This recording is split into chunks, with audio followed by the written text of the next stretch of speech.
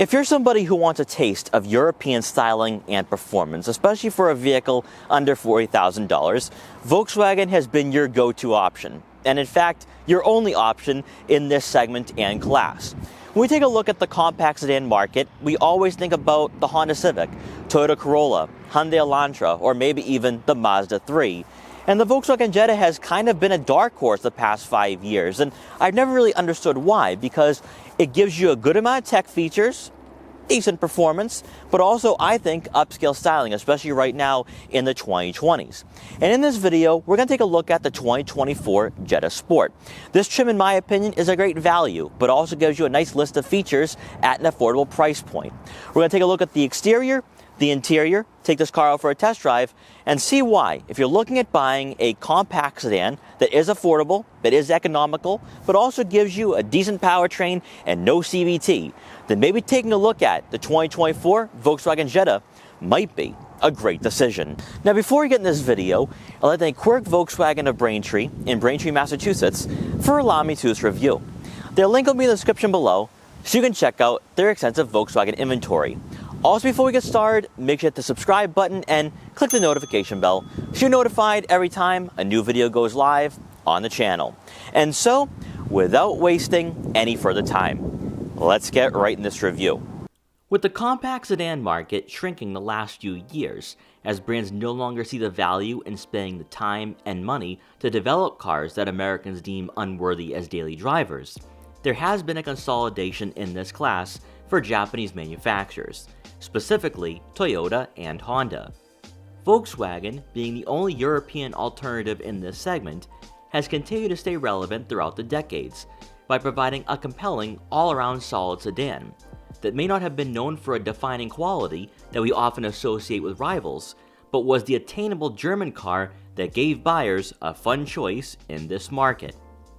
Starting off with pricing, the Jetta Sport comes in at a very frugal $24,535 when choosing the 8-speed automatic transmission. For those who want to save the manuals, a 6-speed is available, and you'll save roughly $800 if you prefer to rotate the gears yourself. Known now for their crossover lineup, GTI and Golf R, Volkswagen has stayed committed to their compact sedan. Yet even though the Jetta is supposed to be an economical and practical offering, it actually outsizes many of its competitors by 3 to 4 inches in length, and is slightly wider than a Toyota Corolla, which does have an effect on where the Jetta ranks in regards to interior space and cargo room. In fact, its size would be comparable to an Audi A4, for example, effectively making the Jetta a true German sedan rather than an econo-box. For those wondering why you should spend the extra cash on a Sport over the S-trim, some of the incentives simply come down to the aesthetic features for the exterior, such as receiving a black front grille, sport bumper, fog lights, and LED headlights. More so now than in prior model years, the Jetta has effectively taken on the shape and design of the Passat, as its departure from the lineup has left a bit of a hole for shoppers who may have flirted with the idea of choosing a mid-size sedan. As a result, the Jetta from an on-road perspective does appear relatively upscale considering the market and price range. And once again, its size does play a factor in the sense that the Jetta doesn't present itself as a cheap daily driver. Moving over to the side profile, the Sport will come equipped with a unique set of 17-inch wheels, as both the SE and SEL come standard with the same tire size. Ride quality is typical for a sedan in this segment, as the Jetta isn't a luxury vehicle by any means. And if you prefer a softer and more cushioned experience, you may want to take a look at the Tiguan, especially if you want a practical family vehicle. You'll have heated gloss black folding side mirrors, which continues to provide a nice color contrast on this model. And you'll also have blind spot detection for added safety. Then coming around to the back, LED taillights and the Sport rear bumper highlights the final third of the Jetta. Much like we're seeing across the industry, the exhaust outlet is tucked beneath the bumper for a cleaner appearance. However, a subtle touch to the design is a deck lid spoiler that molds in nicely with the body lines. Being a Sport rather than a GLI, the Jetta does have a composed and somewhat neutral demeanor from this angle, yet still looks modern for a sedan in this class. Powering all 4 trims for the Jetta is a 1.5-liter turbocharged 4-cylinder engine, producing 158 horsepower and 184 pound-feet of torque. And for the Sport, this powertrain can be paired with either a 6-speed manual or 8-speed automatic. Considering that most of the Japanese rivals in this class utilize a CVT, the Jetta is already ahead in the performance department, as a 7.6-second 0-60 time isn't lightning quick, but will leave some of the competition behind. Factoring in the trim and price, the sedan does have a respectable amount of torque, making it safe to enter highways and passing slower drivers with relative ease. Keeping in mind that the Jetta is primarily an economical car, it's rated at 31 miles per gallon in the city and 41 miles per gallon on the highway, with the manual being slightly better when it pertains to fuel economy. Stepping inside, you're greeted by manually adjustable and heated cloth seats for both the driver and passenger. While not comparable to the type of bolstering you'll receive with the GLI, the Sport does provide supportive yet comfortable bucket seats up front that will keep you in place on a winding back road. For those wanting a heightened sense of comfort, opting for the SE with a leather upholstery might be worth paying extra for. In front of you, there will be an 8-inch digital gauge cluster that is customizable, where you can display the information that's relevant to you. Despite not being Volkswagen's virtual cockpit, it is rather in-depth for a sub-$30,000 car, as most competitors typically use a smaller display or even continue using analog gauges at this price point. Taking a glance over to the infotainment system, you'll have a 6.5-inch touchscreen with Apple CarPlay and Android Auto compatibility. While a far cry from what we see in the Mark 8 GTI and Volkswagen Atlas, this user interface still stands the test of time, as its intuitiveness and responsiveness is sensational for a car under $30,000. As with most competitors, you're not receiving the best head unit at this price point. However, the physical buttons and dials, not only for the touchscreen, but also the climate control and heated seats, is very user-friendly, and great for those who want a more analog interior. If you're familiar with some of Volkswagen's older products, such as the Mark 7 GTI, you'll find yourself right at home inside the Jetta Sport. You'll have a rear backup camera to go along with rear cross-traffic alert to ensure you don't get yourself into trouble when backing out of a parking spot. Then as we make our way towards the center console, you'll have a cubby for a smartphone with 2 USB-C inputs.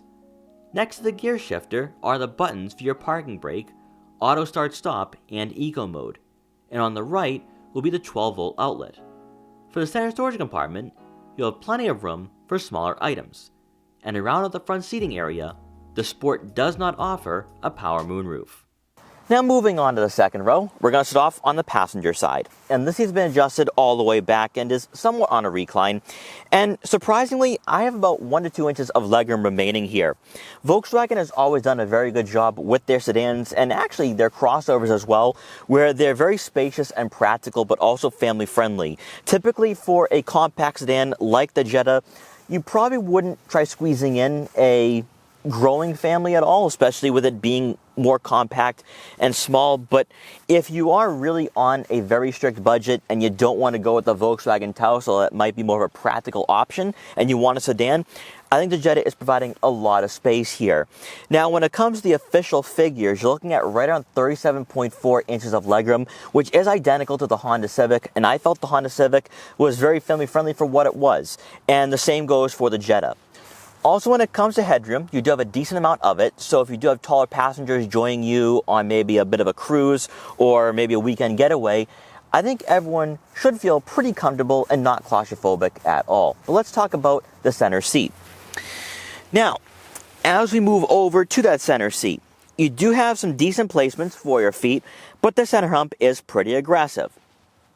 However, I do think on a very short drive, you can squeeze in a third person. And a lot of it is because the Jetta is a bit longer and a bit wider than some of its rivals. So you can accommodate probably a smaller child in the center seat if you do have 2 average-sized adults on the outboard seats. Again, that's probably not ideal. You'd probably want to go with the Taos or Tiguan if that was the case. However, in a pinch, you can have 5 people in this car overall. Then on the driver's side, the seat is adjusted to someone of my height, around 5'5", and I have plenty of legroom here where I can just sit back, relax, and enjoy the driving experience. Also, these seats do provide a good amount of cushioning and support, which is great to see. Even though this is not a GLI, I still like the fact that if I am sitting in the back and my driver is on a winding back road, I won't be swaying around too much. Also back here, you won't have two rear air vents or even a USB-C or USB input. That's not too much of a surprise, especially for a car at around $25,000. However, what is a surprise is the fact that we do get a center armrest with two cup holders. Now coming around to the back, behind the second row seats, you're looking at right around 14 cubic feet of room, which if that isn't class leading, it's close to being on top in this market. I was able to fit all my camera gear today, no problem. So that's 2 bags of camera gear, a gimbal box, and a tripod. And I had a lot more room to store other camera gear or maybe go grocery shopping afterwards. This cargo area is deceptively wide, but also deep. If you're going on a road trip with the family, I think you could easily fit 5 or 6 bags of luggage back here, which is fantastic, especially for an economical car, but also a sedan. And as I already talked about, Volkswagen tends to really prioritize the practicality with their vehicles. And also considering that we don't have the Passat anymore in the lineup, the Jetta is a great alternative. But better yet, if you're somebody who doesn't want to purchase a Volkswagen GTI, you don't really want to buy a car over $30,000, the Jetta is a fantastic option. Then with the second row seats folded, you're going to have more space to fit longer items, but also better yet, with the Jetta Sport, unlike the Honda Civic Sport, you do get a 60-40 split. So if you do have 1 passenger or 2 passengers in the back, you'll be able to at least fit maybe a snowboard, maybe some longer items, and you're not missing out on the family friendliness aspect of this car. Then beneath the floor mat, you are going to have a spare tire. So if you do encounter a flat on your road trips or travels, you can fix that and be back on the road. And finally, for the moment we've all been waiting for, let's take the Jetta Sport out for a test drive. So we're now behind the wheel of the 2024 Volkswagen Jetta Sport. Let's take this car out for a quick test drive to see how it performs, how it handles, how it drives, how it compares to other sedans in this market, and more importantly, at around $25,000, is this the best car for the price, especially in this segment? Because at $25,000, you're going to have some consumers roll their eyes, saying, oh, here we go. It's a car that's really just an econo box. It's not going to give you the best features. It's not going to be the most refined or high quality. It's not going to be the most enjoyable to drive. But the Jetta Sport might surprise you, and actually just the Jetta in general might give you a bit of a pause here, because with the Jetta, you're getting European engineering to a certain degree. Obviously, this is not going to be an Audi. It's not built on the same platform as an A4, so you're not going to feel those driving dynamics necessarily, and also you don't have the same engine that you see in the GLI. However, you get European steering and handling, and with that you have a lot of confidence on back roads such as these. What I have been thoroughly impressed with the Jetta is the fact that even though it does not have a sports tuned suspension, I can take these corners at a decent speed and not feel as though the car is getting away from me. I can have a lot of fun, but also with these sports seats, they provide just enough bolstering to keep me in place and comfortable. But for me, it's all about the steering, because you're fully aware that you're not getting a car that will put you on the edge of your seat. But you do want a sedan that is fun, especially for your daily commutes. And if you're somebody living just outside of Boston and you're on the Blue Hills roads, it's a fun little car. Obviously, it's not a GTI, but the handling is very playful, agile, and athletic. Also, even though this is somewhat of a underpowered Turbo 4, it gets up to speed pretty quickly.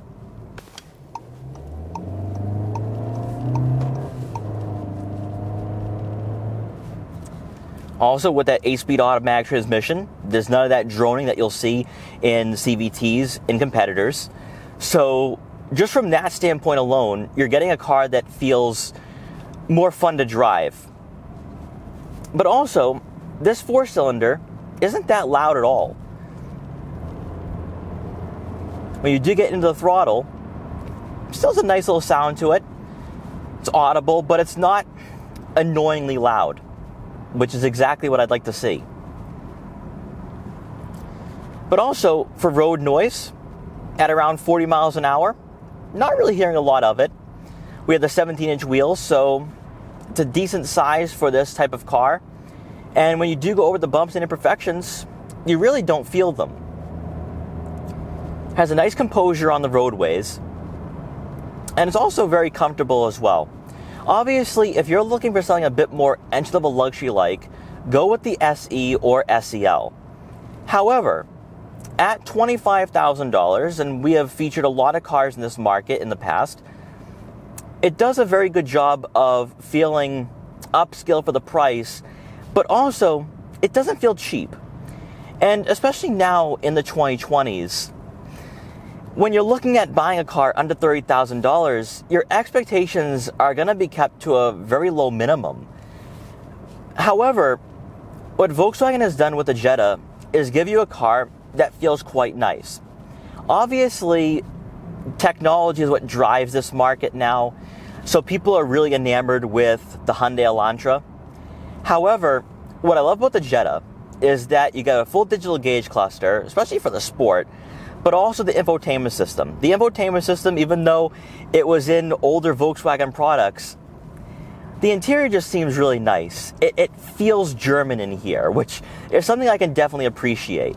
It has a very nice ride quality to it. And especially with these brakes, they provide a good amount of braking power here, where I don't need to get too deep into the brake pedal to slow this car down. And everything is very smooth. Now, off the line, you are going to experience some turbo lag, and that is to be expected for a car with this type of turbo. For a 1.5, 158 horsepower, that is something that I would definitely be anticipating walking into this car for the first time. However, once you get up to speed, it does a very good job. Especially when you get into the second and third gear, you feel the turbo lag, and also you feel those gear shifts. But when you are cruising, when you are on some nice suburban roads and you're not encountering stop-and-go traffic, it's a very smooth and somewhat serene experience, which, again, is not something you would typically find in this market. And a lot of it is because we don't have the CVT. A close rival would be the Mazda 3, since you do get the 6-speed automatic transmission. And also, because the Mazda 3 at $25,000 isn't going to have the turbo, it's naturally aspirated, the Jetta is giving you, in my opinion, a better powertrain. But this right here, from a on-road perspective, from a back road driving, if you're up in the canyon somewhere in California, or you're just on like a shoreline drive, this is where the Jetta, in my opinion, is at its best. Also, of course, you do have an eco mode. Let's try that out. And this will affect throttle response. Does affect steering as well. I noticed that the steering is getting lighter. There's more of a laid-back experience as well. So if you're looking to maximize your MPGs, this would be the ideal drive mode to be in. But also, let's talk about the fuel efficiency for a minute, because if you go with the manual, you're getting 29 and 42 miles per gallon, and with the automatic, 30 and 40, which is very respectable, especially for a turbo, but also in this market. Because you would look at Honda and Toyota as being the economical choices, but the Jetta is definitely a worthy competitor in that regard. Also, when it comes to overall vision and seating comfort as well, you have a nice panoramic view in front of you. A-pillars are super thin, so you don't think you need to worry about having blind spots when you are approaching intersections and red lights. Then taking a look at your side mirrors, they are decently sized. I can see what's behind me. And looking out back, even with the headrest in the way and with this being a sedan, I can't see what's directly behind me. When it pertains to seat positioning, you do sit pretty high up in this car. So that really helps out with the overall visibility and safety that the Jetta is providing. And if you're somebody who is primarily focused on the performance, what I think you will appreciate is the fact that for all four trims, you get the same engine. So you're not missing out on anything. Whereas rivals, you will have to spend probably $28,000, $30,000 to get the better engine, especially with Honda. Also, of course, with Mazda, you'll have to spend over $30,000 to get the turbo with the Mazda 3. But honestly, I am thoroughly impressed because I think, like you guys, I kind of overlooked the Jetta. And it's not a reflection on Volkswagen in any way, shape, or form. It's just that in this market, or really for a mainstream manufacturer, you assume that they've kind of forgotten about the compact segment. Where, oh, they're not producing the Jetta anymore since they got rid of the Passat. Might as well take a look at the Taos, or the Tiguan, or the Atlas, or the GTI. The Jetta essentially is the forgotten child in the lineup, and it really shouldn't be. Now, sadly, we do have some traffic here. Always. It never fails. So, at highway speeds, at around 55 miles an hour, once again, road noise isn't much of an issue at all. I have found that with this engine, you can easily pass slower drivers, as we're about to do a lane change here. But also, this engine is very responsive. There's no lag here when you are rolling. And you can easily maneuver your way around. Which for a lot of cars at this price point, you really can't say the same. But I love the composure of this car. It feels very planted on the roadways, relatively speaking. And the suspension is very comfortable and plush. So ultimately, after this test drive, the Jetta Sport, even though it's a lower trim in the lineup for 2024, you're getting quite a bit. And for me, I'm more focused on the performance, the driving characteristics, the driving dynamics.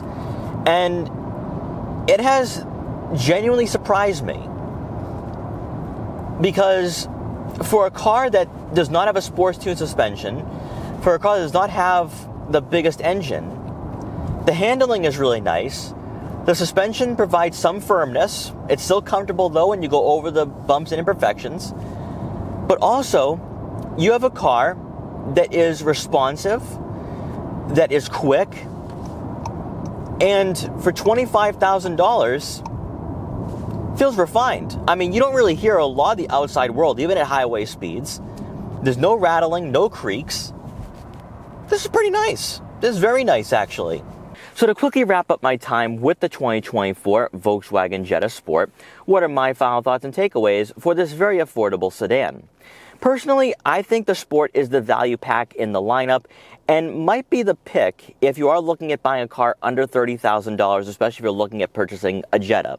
Now, the Jetta is not the flashiest car out there. It's not the most performance-driven for non-GLI models. However, for $25,000, you're getting a lot of features for the price. You have a digital gauge cluster, which is customizable, always great to see. And then even though you do have an older head unit, out of all the head units and infotainment systems at $25,000, this one's aging like fine wine, but also it's one of the better head units out there. You have physical buttons and dials on both sides of the screen. Also, this infotainment system is very easy to use and it's responsive more importantly. A lot of these more outdated infotainment systems that manufacturers are using for their cheaper cars aren't really the most intuitive, they're not very in-depth, and quite frankly, they don't look that good at all. But for the Jetta, and the fact that we have seen this infotainment system in Volkswagen products going back to 5 to 7 years, it's tried and true, it works, and personally I think it still looks good after all these years. But then also you have physical dials for the climate control settings, you have physical buttons for the AC and heated seats. This interior is still ergonomically pleasing to look at, which is just phenomenal for a car in this market. But better yet, when it pertains to the performance, you get a decent turbo 4, but also an 8-speed automatic transmission. And I think that alone makes this car very appealing, but also enticing. Now again, you might want to go with the GLI, especially if you are an enthusiast. But if you're looking for a daily driver that is practical and fuel efficient, that's where I think the Jetta, especially for the Sport, is a great pick.